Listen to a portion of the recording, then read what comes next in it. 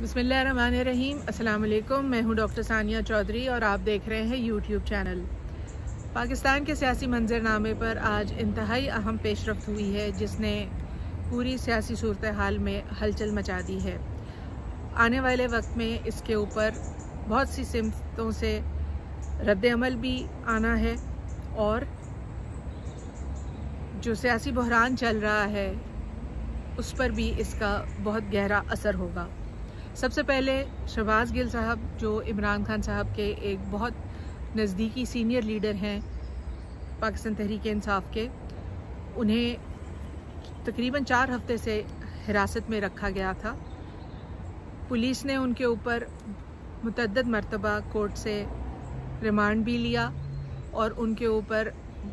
नाज़ेबा तरीके का इंतहाई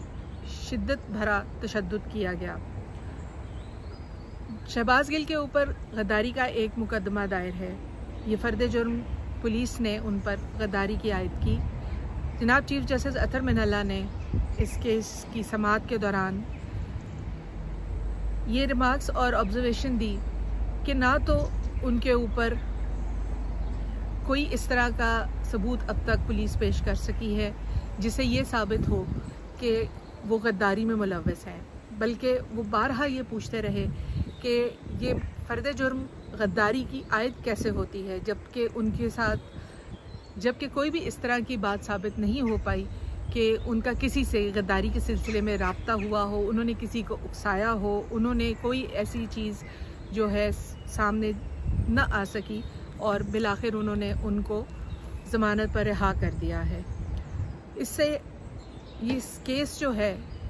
शहबाज गिल साहब के ख़िलाफ़ अब बहुत कमज़ोर हो चुका है। पुलिस रिफॉर्म्स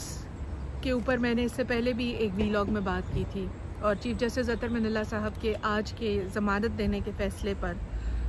ये बात दोबारा दोहराने की ज़रूरत है कि पुलिस के तरीक़ेकार पर,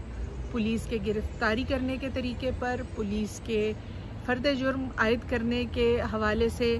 और दीगर चीज़ें जो पुलिस की और आम आवाम के दौरान मुख्तलिफ़ रवाबित हैं, मुख्तलिफ़ सूरत हाल पेश आती हैं, उन सब के हवाले से एक कोड ऑफ कॉन्डक्ट जो है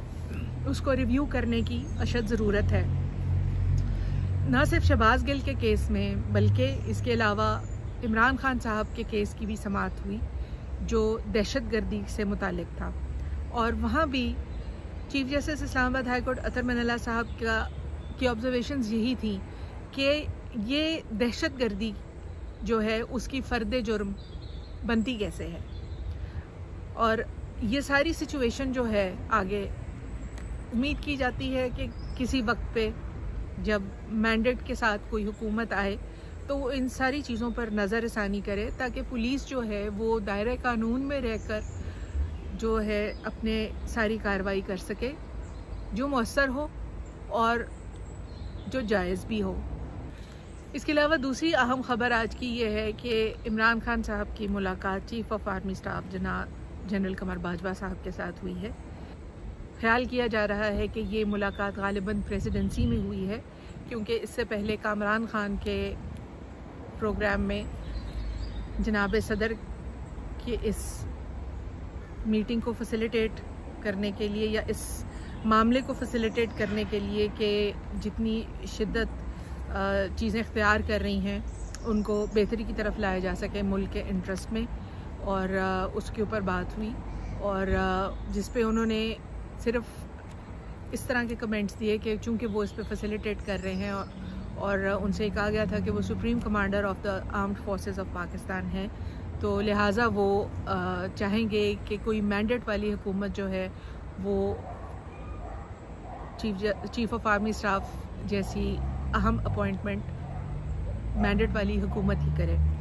और चूंकि वो इन चीज़ों के मामले में फैसिलिटेशन कर रहे थे तो उन्होंने इस पर ज़्यादा बात नहीं की। इमरान खान साहब का इस मुलाकात का करना जो है वो बहुत सी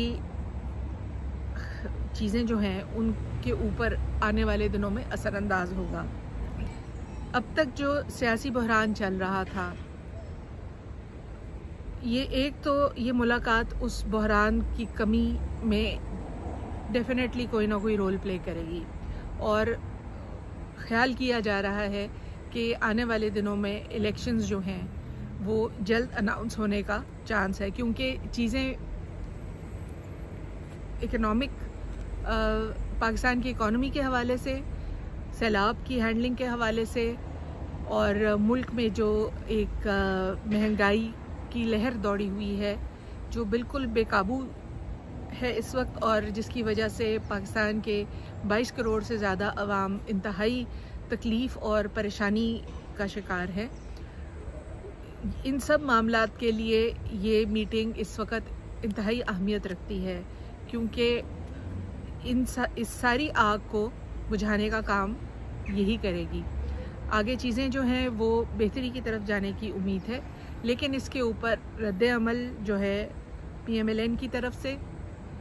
PDM की मुत्तहिदा हुकूमत की तरफ से आने वाले दिनों में आना लाजमी है। इमरान खान साहब ने इससे पहले लॉन्ग मार्च की कॉल के लिए 24 घंटे का वक्त अपने जलसों में कहा था कि वो 24 घंटे के नोटिस पर लॉन्ग मार्च की कॉल देंगे। तो उम्मीद की जाती है कि अब इस लॉन्ग मार्च की कॉल की शायद ज़रूरत ना पड़े, और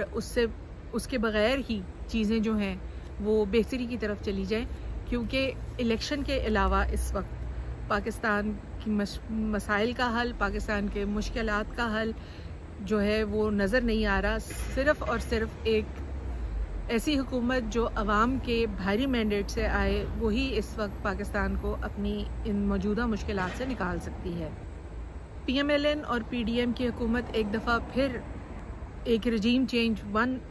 ऑपरेशन पहले ख्याल किया जाता है कि हुआ था, अब पंजाब में दोबारा एक रजीम चेंज 2 टाइप का ऑपरेशन करने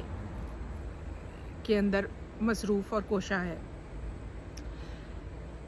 PTI की जो हुकूमत है पंजाब में, वो परवेज़ इलाही साहब की एक अकेला पिलर है जिसके ऊपर वो सारी की सारी हुकूमत खड़ी है, और एक दफ़ा फिर से ख़रीदो फ़रोख्त का बाज़ार जो है वो गर्म होने की ख़बरें आ रही हैं। लेकिन इस मर्तबा लोटे जो हैं उनके लिए बहुत मुश्किल हो गया है फ़ैसला करना, क्योंकि रास्ता उनके लिए आगे जो है सियासी वो बिल्कुल बंद हो जाएगा। पिछली मर्तबा भी जब PTI की हुकूमत को गिराया गया था, उस वक्त भी जितने लोगों ने फ्लोर क्रॉस किया और दूसरी जानिब वोट दिए अपनी पार्टी की मंशा के ख़िलाफ़, उन सब के साथ बाद में अवाम ने जो की, और फिर इलेक्शन कमीशन ऑफ पाकिस्तान ने उन्हें जिस तरह से बरतरफ किया, और आइंदा इलेक्शन ना लड़ने का भी उनके ऊपर एक सिलसिला जो है एक कोर्ट्स के इंटरवीन करने के बाद और कोर्ट्स के इस सारे मामलात को देखने के बाद जो सिचुएशन सामने आई, तो उनके लिए जो भी अब किसी पार्टी को छोड़कर बीच रास्ते में दूसरी जानिब जाएगा, उसके लिए एक सियासी खुदकुशी है। जिस तरह से मीडिया ने इमरान खान का ब्लैकआउट किया हुआ है, इमरान खान की स्पीचेस को नहीं दिखा रहे, इमरान खान के जलसों की लाइव कवरेज नहीं कर रहे, गो के सोशल मीडिया जो है वो पूरी तरह से इस कमी को पूरा कर रहा है इस वक्त। लेकिन फिर भी मीडिया की फेयर एंड फ्री होने का और गैर जानिबदार होने के ऊपर बहुत से सवालात जो हैं वो उठ खड़े हुए हैं। इमरान खान की चीफ ऑफ आर्मी स्टाफ के साथ इस मुलाकात के बाद क्या मीडिया जो है वो अपनी इस पॉलिसी को नज़रसानी उस पर करेगा और उसमें कोई नरमी आएगी, और जो पॉलिसी उनके ऊपर एक तरह से एक लाइन वो हुकूमत की टो कर रहे हैं, क्या वो इसके बरक्स सोचने पे आमादा होंगे? इमरान साहब को कोर्ट्स ने 18 केसेस में ज़मानत दे दी है। आने वाले वक्त में इन केसेस के ऊपर भी उम्मीद यही की जा रही है कि कोर्ट्स की तरफ से जो है वो इमरान खान साहब के लिए कोई ना कोई रिलीफ जो है वो आगे एक्सपेक्ट की जा सकती है। इस सब के बरक्स इमरान खान ने इंतहाई आला पाए के लीडर होने का सबूत दिया है। बावजूद इसके कि एक केसेस की भरमार वो फेस कर रहे हैं, ज़मानतें करवा रहे हैं और उनके ऊपर हर तरफ से PDM की हुकूमत, PMLN और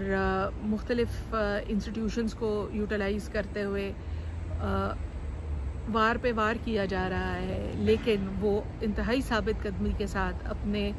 इलेक्शनरिंग कैंपेन जो उन्होंने एक तरह की शुरू कर रखी है उसको तेज़ी से आगे की तरफ लेके जा रहे हैं। जहां वो जलसे पे जलसे किए जा रहे हैं, जिनमें हरीपुर, चिश्तियाँ, जेलम, पेशावर, फैसलाबाद, मुल्तान, गुजरांवाला, इन सब जलसों में उन्होंने पाकिस्तान की आवाम को एक तरह से अपने साथ बांध के रखा हुआ है और दिन ब दिन उनकी ना सिर्फ पॉपुलैरिटी में इजाफ़ा हो रहा है बल्कि ज़्यादा से ज़्यादा लोग जो हैं वो बाइल्म होते जा रहे हैं पाकिस्तान की सियासी सूरत हाल के साथ, पाकिस्तान की इकनॉमिक सूरत हाल के साथ, बैनुल-अक़वामी सूरत हाल के साथ, जिसका जो पाकिस्तान की सियासत के ऊपर असरअंदाज होती है। और आने वाले वक्त में ये सारी की सारी जो एफ़र्ट है इमरान खान की, वो नज़र यही आ रहा है कि उनके लिए इलेक्शन में वोट्स में तब्दील हो जाएगी। इसके साथ ही इमरान खान साहब ने और जो सीनियर लीडरशिप है उसने PTI की, उसने जो फाइनल कैंडिडेट्स की लिस्ट है आने वाले इलेक्शन के लिए, उस पे भी काम करना शुरू कर दिया है और उसको भी मुकम्मल किया जा रहा है। आने वाले वक्त में बहुत सी सियासी सूरत हाल जो है उसमें तब्दीली जो है वो मुस्बित होती हुई नज़र आ रही है और इंशाल्लाह ये पाकिस्तान के लिए बेहतर साबित होगी। आज के लिए इतना ही, अपना ख्याल रखिएगा।